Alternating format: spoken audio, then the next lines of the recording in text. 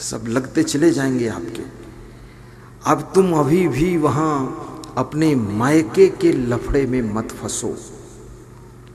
साधु बन जाओ तो अपने घर के लफड़े में मत फंसो।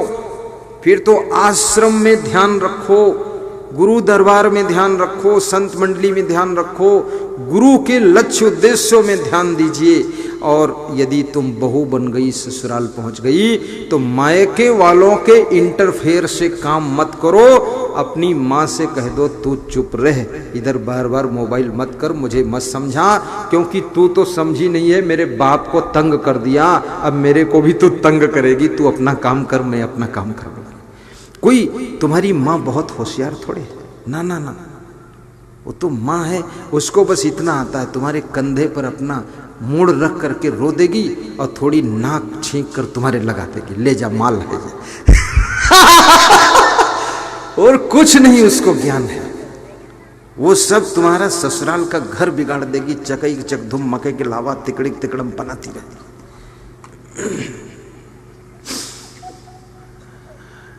आज तक मैं साधु हुआ, मेरे माँ बाप का कभी मोबाइल फोन नहीं आया मेरे ऊपर, कभी भी, बात ही नहीं। पिताजी जब मर गए तो मेरे गुरुजी मेरे घर गए पिताजी को दफन करने, तो उन्होंने अपने मोबाइल से लगाकर मेरी माँ से बात कराया कि बात कर लो। तो हमने कहा ठीक, लाओ कराता। तो मैंने माँ से कहा मैं 1400 किलोमीटर दूर हूँ, आ नहीं सकता हूँ, आऊँ तो भी 3 दिन लग जाएगा, तब तक लाश कहाँ रोकोगे। तो माँ ने कहा तुम्हारे आने की ज़रूरत नहीं है, अब पिताजी तो मर ही गए, आओगे तो जिएंगे नहीं, लेकिन जिन जिंदा लोगों को सत्संग सुना रहे उनको सुनाओ, नहीं वो भी ऐसे बर्बाद होकर मर जाएंगे। अब रोज मैं माँ से बात करता तो माँ तो क्या है, उसको ज्ञान कहाँ है। मैं संत आदमी, मुझे तो मालूम है कैसे मुझे जीना है, और वो संसारी जीव, गृहस्थ जीव, मायावी जीव, उनको मालूम क्या मेरा स्टाइल क्या है। तो यही सुनाएंगे, भैया तुम्हारी यादें आवत हैं, और तुम ना ये हो तो हम ना कम बोलेंगे। अरे तुम ना कम बोलो चाहे खोपड़ी में बोलो, मैं आने वाला नहीं, ये लफड़ा करने वाला नहीं। तो रोज रोज जो साधु अपनी माँ से बात करेगा, पिता से बात करेगा, भैया से बात करेगा, उसकी सदुआई चौपट हो जाएगी।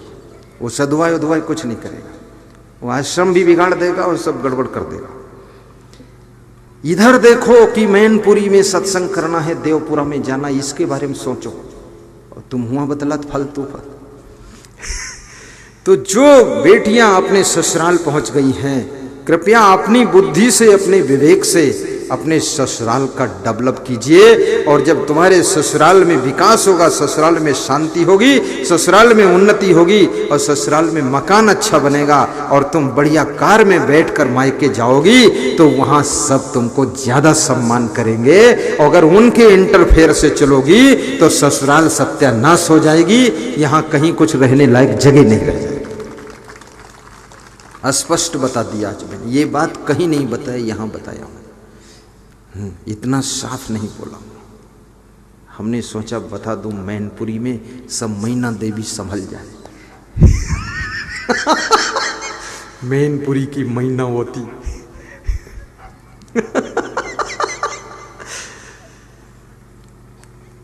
ये बहुत जरूरी है, ये माँ से भी काम नहीं चलने वाला है। वो 10 साल में मर जाएगी, बाप 12 साल बाद मर जाएगा, तुमको अपना घर संभालना होगा, पति को संभालना होगा, सास ससुर को संभालना होगा, देवर देवरानी जेठानी को संभालना होगा, बेटों को संभालना होगा, अपनी बहू को संभालना होगा, और खुद पोता पोती को संभालना होगा।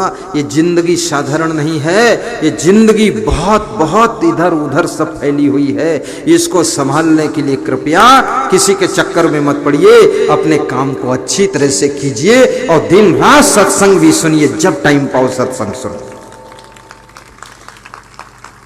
मन का क्या भरोसा कब बिगड़ ना जाए। और तुम्हारे ससुराल में जो भक्ति होती हो उसी में गीत गाना शुरू कर दो, जो गाते हो सब उसी में शामिल हो जाओ, क्योंकि हमको अब मायके से काम नहीं चलेगा। मेरा काम मेरे घर से नहीं चलेगा, हमारे काम हमारे गुरु से और ये संतों के साथ चलेगा, और हमारा असली रिश्ता तो आपसे हो गया है। संत का परिवार यदि कोई है तो संत का परिवार संत है, और संत का परिवार आप जैसे भक्त हैं, यही बहुत बड़ा परिवार है। और इस परिवार को संभाल लिया जाए तो संत के लिए कोई कमी भी नहीं है।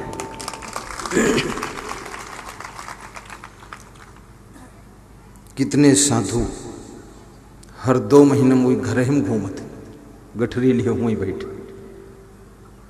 जब देखो तब चले ससुरारी। अरे वहां क्यों जा रहे हो?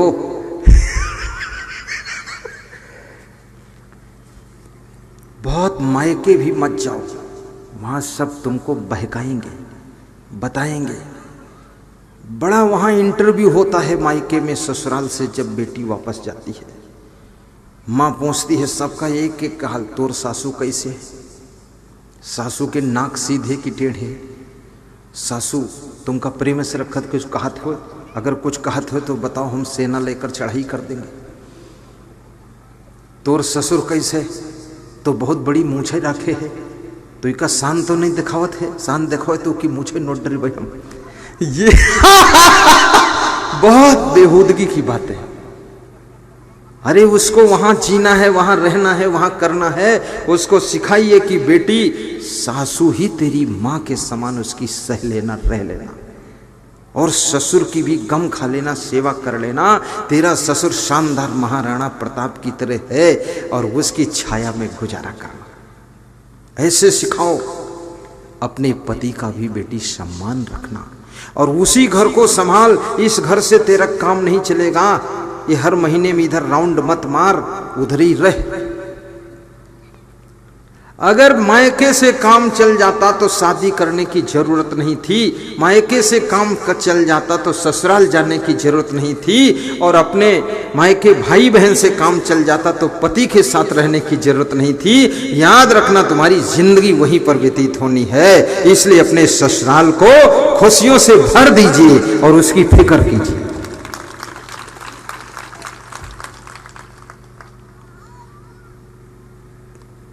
जिस घर में तुम बहू बनकर जाओ उसमें उत्थान होना चाहिए, विकास होना चाहिए, कलह कलेश नहीं बढ़ना चाहिए।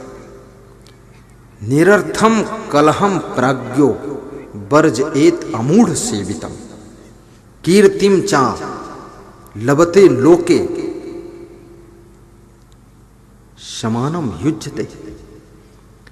नीति शास्त्र में कहा गया है कि बुद्धिमान व्यक्ति कलह नहीं बढ़ाता है,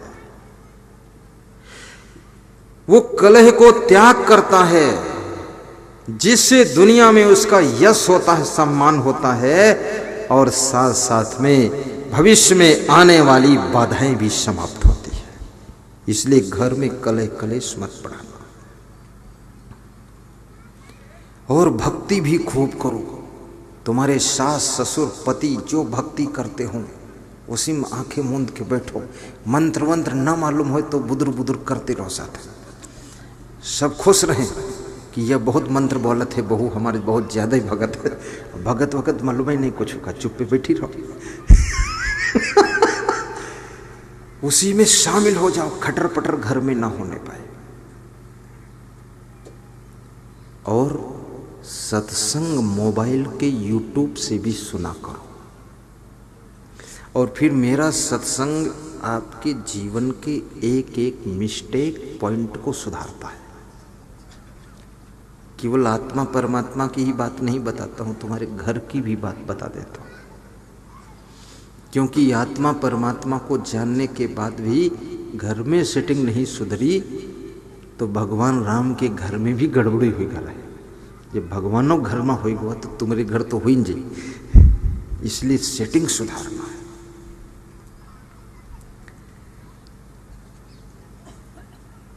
साहिब बंदगी बोलो, कहो साहिब बंदगी। अंजलि बांध कर कहो, ऐसे बांध लो 10 उंगलियां, कहो साहिब बंदगी। हाथ जोड़कर कहो जय सिया राम, मुस्कुरा कर कहो जय श्री कृष्ण, आंखें मूंद कर कहो सदगुरु भगवान की जय। तरह तरह से बोलना चाहिए। तो दूसरा तुम्हारे पास में स्टेप है मन। और इस मन को संभालना बहुत बड़ी चीज है, छोटी चीज नहीं, मन को संभालना। चंचलम ही मना कृष्णा प्रमाथि बलवत दृढ़म तस्याहम निग्रहम मन्ने वायु ऋषु दुष्करम।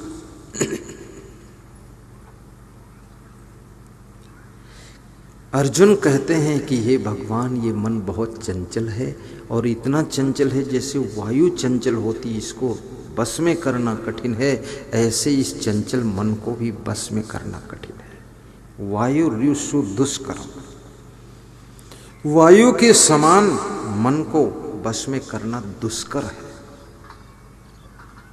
श्री कृष्ण कहते असंशयम महाबाहो मनो दुर्निग्रहम चलम अभ्यासेन तु कौन्ते वैराग्येण च गृह्यते। असंयत आत्मनः योगो दुष्प्रापा इति मे मति वश्यात्मनः शक्यः अवाप्तुम यततो उपायतः। कृष्ण कहते हैं अभ्यास और वैराग्य से, अभ्यास क्या, सत्संग सुनते सुनते, स्वाध्याय करते करते, रामायण गीता भागवत बीजक कबीर के दोहे सब पढ़ते पढ़ते, साधना करते करते, ध्यान करते करते, संत गुरु की सेवा करते करते, याद रखना प्रवचन सुनते सुनते ये मन धीरे धीरे कंट्रोल हो जाता है। अभ्यास और वैराग्य, वैराग्य शब्द बड़ा महत्वपूर्ण है और वैराग्य सबके लिए जरूरी है, ऐसा नहीं केवल संतों के लिए जरूरी है। वैराग्य तुमको फिसलने से बचाता है, लुढ़कने से बचाता है, घिसटने से बचाता है। वैराग्य तुमको कंट्रोल करता है, वैराग्य तुमको संभाल कर रखता है।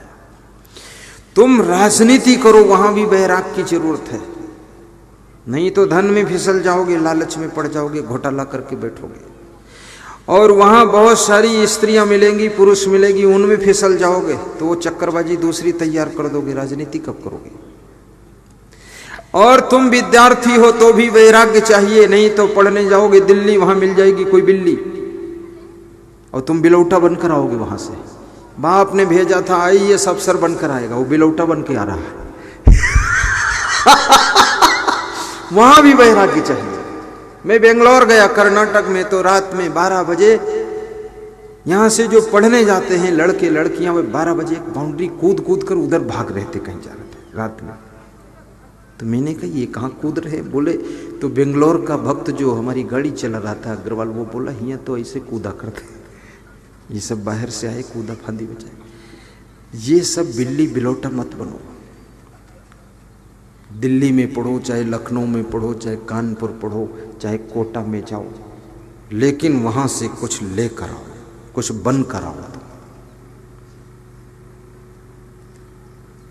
और जब योग्य पूरा बन जाओगे तो याद रखना सब लोग तुम्हारा सम्मान करेंगे। योग्य का सम्मान सभी करते हैं और अयोग्य को कोई पसंद नहीं करता है, सम्मान मिलेगा।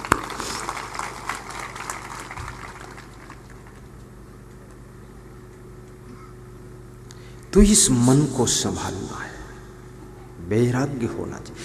साधु जीवन में तो पूर्ण वैराग्य होना चाहिए, 100 के 100%, एक भी नंबर कम नहीं होना चाहिए। साधु ऐसा वैराग्य उत्कट,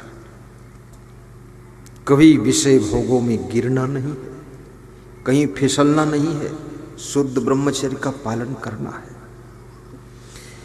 और पूरे विश्व की नर नारियों का कल्याण करना है, संदेश देना है, उपदेश देना है। लेकिन कैसे देना है? जैसे देना तैसे देना, मैं बताऊं ऐसे देना है।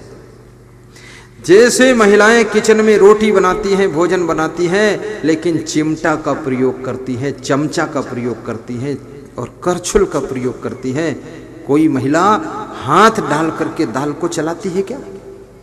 चमचा डालती है। हाथ डाल दे तो फाइनल हो जाएगा एक ही दिन, दाल खोल रही है 100 डिग्री के ऊपर। और कोई महिला भात को अंदर हाथ घुसेड़ के नहीं चलाती है, करछुल डालती है।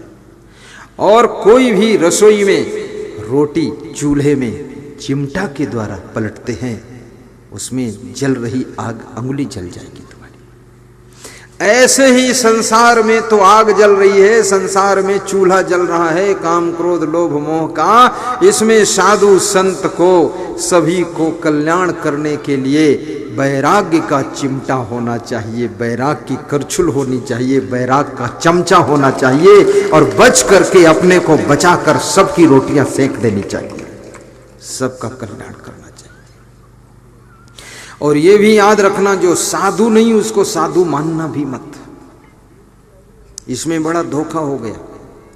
अभी जैसे बहुत सारे साधुओं की कहानी तुमने सुनी, तो जब लोग हमको देखते तो कहते हैं ये आसाराम बोले, हमको बताओ। और पहले कभी नहीं कह रहा है, अब फिर बोलने लगी राम रहीम बोले हैं, पगड़ी बांधे वह इतना गिरे। तो हमने कहा कि याक भैंस मारे और हर भैंस को बताओ तो ये मारे वाली भैंस, ये तुम कौन मॉडल कहते भी हो? कोई एक स्त्री अपने पति को गला दबाए दीस तो जौन स्त्री देखत वह कहत यह मत डरी। अरे सब ऐसी नहीं है। किसी एक डॉक्टर के यहाँ गलत फलत इलाज करके पैसा ज्यादा ले गया तो सब ठगवा थोड़े डॉक्टर है। डॉक्टर भी बहुत अच्छे दयालु है। अब ये भी सोचो कि साधु का लक्षण क्या है। तुम साधु किसको मानते हो? मुझे हंसी आती, हैरानी होती है तुम्हारे साधु परिभाषा। जो साधु जैसे कपड़ा पहन ले तुम वो एक साधु मान लेते हो। कोई भैंसा कपड़ा पहन के बैठ जाता तो तुमको कहा महाराज जी प्रणाम, आप आशीर्वाद दो। तो ये बेवकूफी तुम्हारी है कि भैंसा के? तुम देख तो ले ली है कौन, खाली कपड़ा पहन से थोड़े होते। कपड़ा बदलना आसान है, लफड़ा बदलना बहुत कठिन है।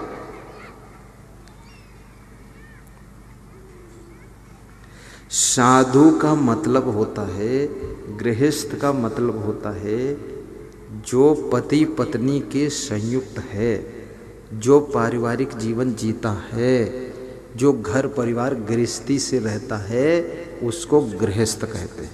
ठीक बात, सीधी परिभाषा, ये अंग्रेजी में कोई है नहीं बात। और जो घर परिवार गृहस्थी से मुक्त है, पत्नी वतनी से मुक्त है, जो केवल ध्यान साधना वैराग्य से ब्रह्मचर्य से रहता है, उसका नाम साधु होता है, उसको साधु मानना। अब इसमें साधु और गृहस्थ के बीच में एक और होते हैं, वो होते कथाकार। कथाकार गृहस्थ होते हैं ज्यादातर और कथा सुनाते हैं।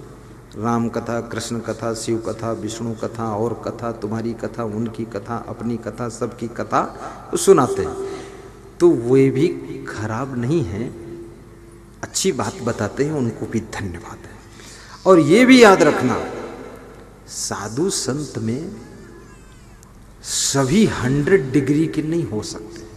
कोई 95 डिग्री का है, कोई 90 डिग्री, कोई 80 डिग्री, लेकिन 80 डिग्री वाले को भी धन्यवाद देना। ठीक महाराज, आप आशीर्वाद दें।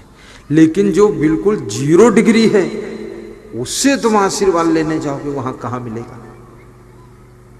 जो साधु है ही नहीं और साधु का कपड़ा पहन लिया और साधु जैसी दाढ़ी रख ली और पगड़ बांध दिया और 2-4 श्लोक दोहा बोल दिया, तुम कहो बाबा बहुत ज्ञानी है। वही बाबा ये मॉडल के नहीं, वही बाबा नाती पोतन वाले बाबा। तो ये मैं स्पष्ट इसलिए कर देता हूं ताकि मेरा सत्संग महाराष्ट्र में था, तो एक सज्जन मेरे पास में शाम को आए, तो बड़ा अजीब आदमी था। उसने कहा साधुओं पे शक होती है, ऐसा बोला मेरे से। तो मैंने कहा शक होती तो यहाँ आते क्यों हो? बोले आता हूं पहचान करने के लिए। तो हमने कहा तो पहचानो। बोले पहचान में तो ठीक लगते हो। तो हमने कहा ठीक लगता हूं तो कुछ दो, अब दान करो। तो बोले कमरे में चलो। कमरे में गया तो उसने 51,000 रुपये दान दिया। बोले सच्चे महात्मा हो? तो हमने कहा इतने क्यों दिया? हम तो सोच रहे थे 51 रुपये भी दे दो काफी। तो बोला इसलिए दिया, टीवी में 7 साल से प्रवचन सुनता हूं और मेरे अंदर भी गलतियां बहुत थी, तो सब निकल गई, इसलिए हमने आपको दिया। टीवी की फीस देने के लिए दिया है, आपके लिए नहीं दिया हूं। आपके लिए तो जितने जरूरत क्या है तुम नहीं करते। बोले सुबह अपने दोस्त को ला रहा हूं, वो भी देगा, वो भी टीवी में प्रवचन सुनता आपका।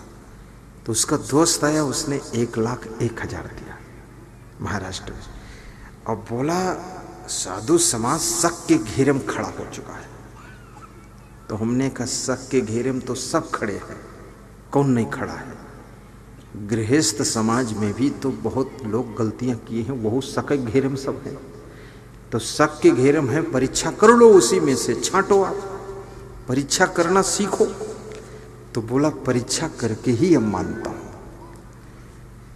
तो ऐसे साधु संत, मुझे सामान्य साधु से ही प्रेरणा मिली है, सामान्य साधु से। और मुझे ऐसे साधु से प्रेरणा मिली है जो भांग खाता था और गांजा पीता था। उसको देखा मैंने तो मैंने कहा मैं भी संत बनूंगा। दूसरे ऐसे संत से प्रेरणा मिली, साइकिल पर चलता था, सत्संग तो सुना नहीं पाता था, लेकिन इतना जरूर कहता था साधु बनो सुख मिलेगा। उससे भी प्रेरणा मिल गई। तो ये जितने साधु संत बैठे हैं, भले ये प्रवचन सुनाए न सुनाए, याद रखना गन्ना टेढ़ा होगा लेकिन उससे रस जो निकलेगा उससे ही शक्कर बनेगी। और बांस कितना सीधा हो पर उससे शक्कर बनने वाली नहीं। इसलिए ये सब साधु संत का सम्मान भी करना। ये मत सोचना कि यही केवल साधु है, बाकी कोई साधु नहीं। ये सब साधु बैठे, जो साधु है परखो, जांचो और माल को प्राप्त करो। इनके चरण छू लो, क्योंकि प्रवचन कोई ना सुना पाए तो इसका मतलब वो बेकार नहीं है, और प्रवचन सुनाए तो भी ठीक है। संत के चरणों में श्रद्धा, और वास्तविक संत, महान संत मिल जाए, पूर्ण संत मिल जाए, तो कबीर साहब ने कहा है फिर जीवन जो मनुष्य का तुमको मिला है ये जीवन सार्थक हो जाता है। श्री कृष्ण भगवान कहते थे निरपेक्षम मुनिम शांतम निर्वैरम समदर्शनम अनुव्रज्यामेहम नित्यम पूयते घृण्हि। अपेक्षा रही शांत मननशील समदर्शी संतों के पीछे पीछे मैं इसलिए घूमता हूं कि उनके चरणों की धूल पड़ जाएगी तो मैं भी पवित्र हो जाऊंगा, मेरा कल्याण हो जाएगा। ऐसा कृष्ण भगवान कहते थे। मिले कोई ऐसा संत फकीर जो पहुंचा दे भव दरिया के तीर, पार कर दे। गाइए एक लाइन इस भजन की। मिले कोई ऐसा संत फकीर, मिले कोई ऐसा संत फकीर, जो पहुंचा दे भव दरिया के तीर, जो पहुंचा दे भव दरिया के तीर, मिले कोई ऐसा संत फकीर। ऐसे संत फकीर की जरूरत है। भगवान श्री राम भी संतों को दंडवत प्रणाम करते थे। ये छोटी मोटी बात नहीं, संत की महिमा। एक आम सड़ा निकल जाए तो क्या तुम सभी आमों का त्याग करते हो? बोलते क्यों नहीं? नहीं त्याग करते हो।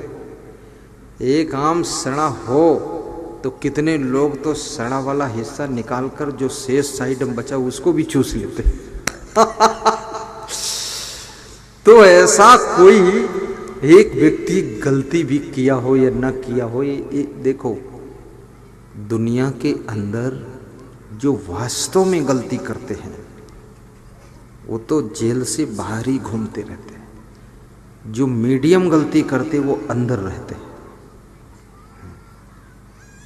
और फिर इसमें पॉलिटिक्स भी रहती है बहुत सारी। राजनेता भी जुट जाते हैं, पीछे लग जाते हैं कि दांव मिला है, निपटा दो पूरा, वो भी लग जाते हैं। तो कोई छोटी गलती है, कहीं गलती बन। महात्मा बुद्ध इतना बड़ा संत हुआ, कोई दाग नहीं था। उसके आश्रम के पीछे एक स्त्री को मारकर लोगों ने गाड़ दिया लाश, और फिर रिपोर्ट कर दिया, और पुलिस आई और लाश खोदी गई, मिली। महात्मा बुद्ध के सामने जब ये मैटर आया, वो तो आंख मूंदे रहते थे, तो उस दिन आंख खोली, ये लफड़ा क्या। ये महात्मा बुद्ध की बात। तो कितने साधुओं के ऊपर, कितने जो बहुत प्रभावशाली लोग हैं, उनकी छवि को गिराने के लिए, उनको नीचा दिखाने के लिए इस तरह की भी नाटक लोग कर देते हैं। ये बड़ा जाल है। इसलिए मैं नहीं कह सकता हूं कौन कितना गलत है कि सही है, क्योंकि उसकी अंदर की बात हमको पता भी नहीं, इसलिए हम बोल भी नहीं सकते कि है क्या वास्तविक मैटर। और याद रखना, आपने तो सुना होगा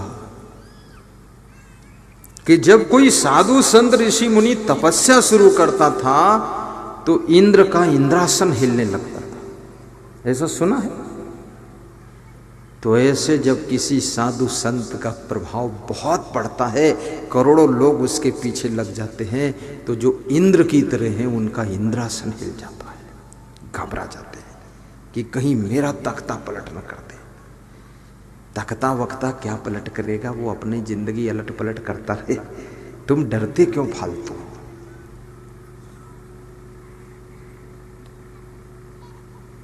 संत महात्मा तो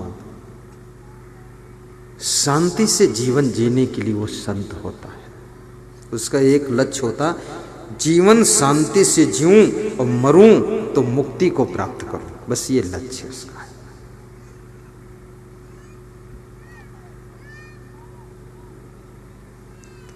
श्री कृष्ण से ये प्रश्न पूछा गया। आइए मैं आपको कृष्ण भगवान का उत्तर बता रहा हूं। तो 3 स्टेप बताया मैंने, दूसरा स्टेप मन है, तीसरा ये आत्मा, ये जीव, ये चेतन, जो यहां बैठे चेतन, शिव चेतन, ये तीसरा आत्मा है। शरीर मरण धर्मा है, आत्मा अमर है, और मन दोनों के बीच में है। अगर आत्मा का मोक्ष हो जाए तो मन समाप्त, और मन ही बंधन और मोक्ष का कारण है। मनयो मनुष्याणाम कारणम बंध मोक्षयो बंधाय विषय संगो मुक्तो निर्विषयम मन। मन ही बंधन और मोक्ष का कारण है। जब मन भक्ति में लग जाता है तो मुक्ति का द्वार खोलता है, और जब मन भोग में लग जाता है तो बंधन का रोक खड़ा कर देता है, ये मन। इसलिए कबीर साहब से किसी ने पूछा कि भजन कैसे करना चाहिए, तो कबीर साहब ने कहा कि मन की तरंग मार लो बस हो गया भजन, आदत जरा सुधार लो बस हो गया भजन। गा दीजिए 2 पंक्तियां, बहुत अच्छी पंक्तियां हैं। मन की तरंग मार लो बस हो गया भजन, मन की तरंग मार लो बस हो गया भजन, आदत जरा सुधार लो, आदत जरा सुधार लो बस हो गया भजन, मन की तरंग मार लो बस हो गया भजन, मन की तरंग मार लो बस हो गया भजन। कोई तुम्हें बुरा कहे तो सुन कर क्षमा, कोई तुम्हें बुरा कहे तो सुन कर क्षमा वाणी कसर संभाल लो, वाणी कसर संभाल लो, बस हो गया भजन आदत जरा सुधार लो, बस हो गया भजन